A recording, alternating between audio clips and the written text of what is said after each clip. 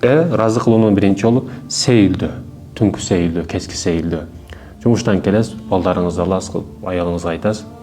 Баягы үйдө дагы жүрө берип, майда иштер чарчатат, ал майда иштер маалек болуп башка болуп, же ал дагы иштеген аялдар болсо жумуштан тажап, чарчап келет. Кечки сейилдөөдө келечектеги болгон пландар тууралуу сүйлөшөсүз. Келечекте мындай иштерди кылабыз, балдарыбыз мындай окутабыз, мындай кылабыз, андай кылабыз. Sen super kaynana болосуң, мен super кайната болом айтып, келечектеги нерселерди сүйлөшөсүз, өмүрлүк жолдошуңуз менен жакындык өтө катуу пайда болот бул жерде. Ошол ашыкча стресстерден арыласыз, парктарга, бактарга чыгат экенсиз, ошентип балдарыңызды ойнотуп келип эле жатып албастан ары карап, жок, маани бериш керек. Эмне үчүн аял киши күрөсү болуп туруп өзүн жалгыз сезет? Маани бербейт да. Өмүрлүк жолдошу аны түшүнбөйт, аны укпайт. Ага телефон болсо болду, келет телефонго, телевизорго карайт, жатат ошол болду. Маани бериш керек экен, урматтуу мекендешим.